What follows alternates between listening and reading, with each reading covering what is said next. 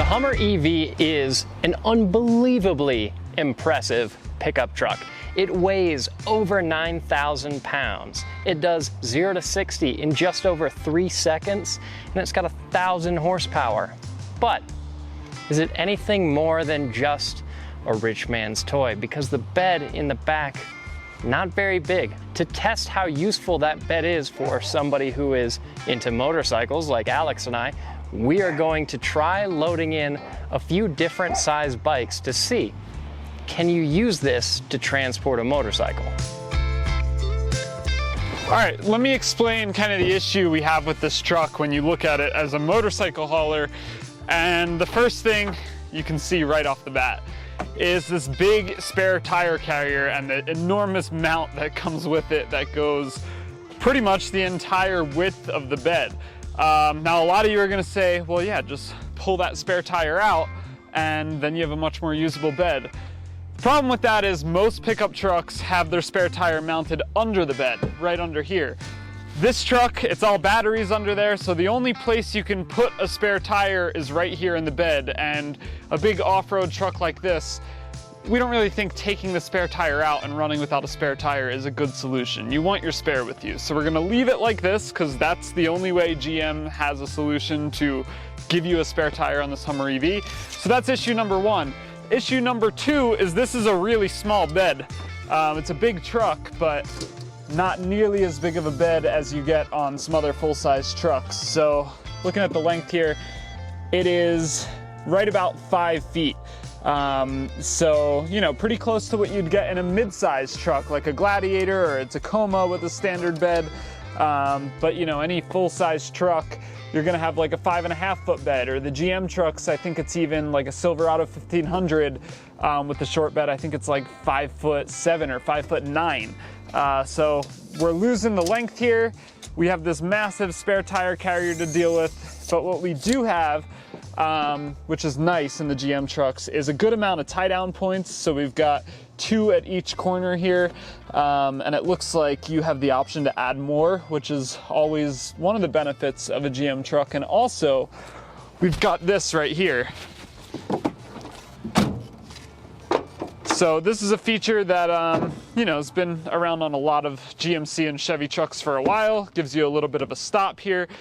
Now, just to get a feel for what it's going to be like to have a motorcycle in the bed of this truck, we're going to mock up my mountain bike, which is actually bigger than the Honda Grom we're going to test. And it's about the size of a lot of motorcycles. And even with the Multi-Pro tailgate flip down into its step setting, my rear tire is not past the tailgate, so that's not too bad. I mean, there's no shot that most any motorcycle you would be able to get in here with the tailgate closed. But the biggest thing that I'm concerned about is what we're seeing here at the front. So we want our front tire up against the bulkhead, and this rail that is part of the spare tire mount is kind of in the way of us getting our front wheel up there. Now, potentially it will fit differently with a smaller front wheel because this is a 29er. Most motorcycles don't have 29-inch wheels. So we'll see how it fits with some of the other bikes that we have here, but that is my big concern. And the only way around that would be to completely unbolt this mounting system. And this is a press truck. This is not our truck to modify and take wrenches to, so we're not gonna do that. We're just gonna see how it works as is, if it works at all. All right, now we've got this Aerial Rider X52 e-bike that we did a few videos on. It's been up at the ranch for a while. Fun little bike, but this has much smaller wheels than the big 29s on Case's mountain bike. Let's see if I can see a size on these. These are 20-inch wheels, so 9 inches smaller. Let's throw this up and see how it nests into that. But yeah, same issue here. We kind of ride up to that bar, and then you want it to go up against the bulkhead. And yeah, it'll work. We'll still be able to put straps on that, but it's just not ideal. You really want a better, solid connection than that.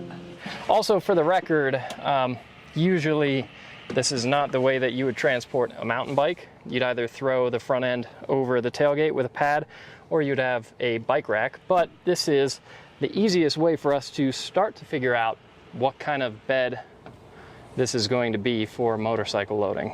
Now right here is the little controller where all the fun things happen in this Hummer EV, and your top and bottom buttons are for your air suspension. So I'm in the normal mode right now, but I can press this and it'll bring up the different ride heights. So normal is actually the second lowest. You then have an increased mode, and then when you're in terrain mode, you can go to extract mode, which will get it up even higher, and maybe you're high centered on something off-road. That is hopefully what's gonna pull you out. But I wanna go to the lowest setting, which is entry and exit. So I'm gonna hit that and just give it a second. You can hear the air suspension doing its thing. You can see this little icon blinking up here too to let you know it's lowering down.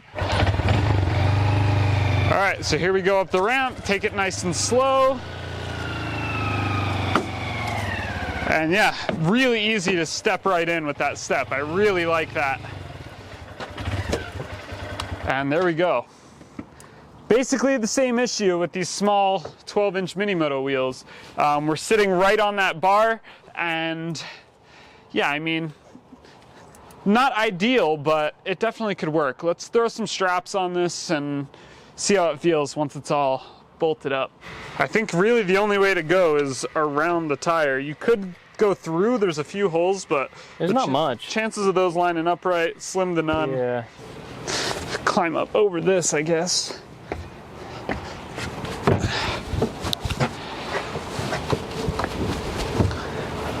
You know, it's not ideal, but I'd feel perfectly fine transporting that. That would not be a take that back out of the truck and find a different truck to transport it with.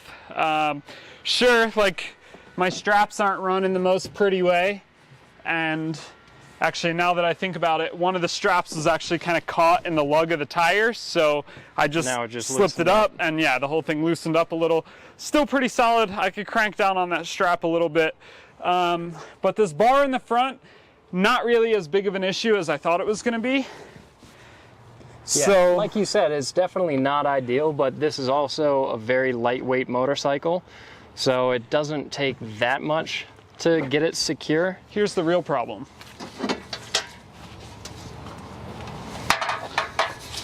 Oh, won't fit the ramp.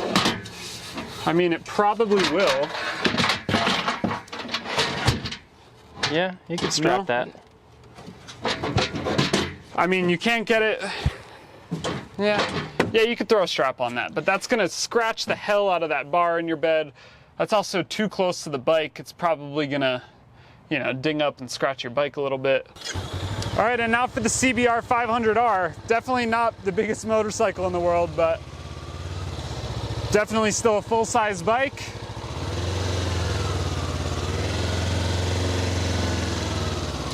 We did the step down this time so that we could actually strap the ramps.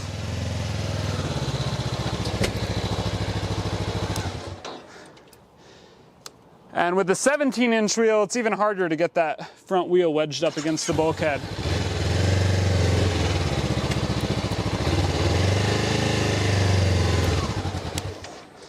That's about as good as I can do, and we're barely sitting on that bar. Yikes. Do we want to strap this one too? So I'm not going to strap this bike because the straps are going to run basically in the same exact way that they did on the Grom, but same thing, less of a contact patch on your tire here. It'll still strap down just fine.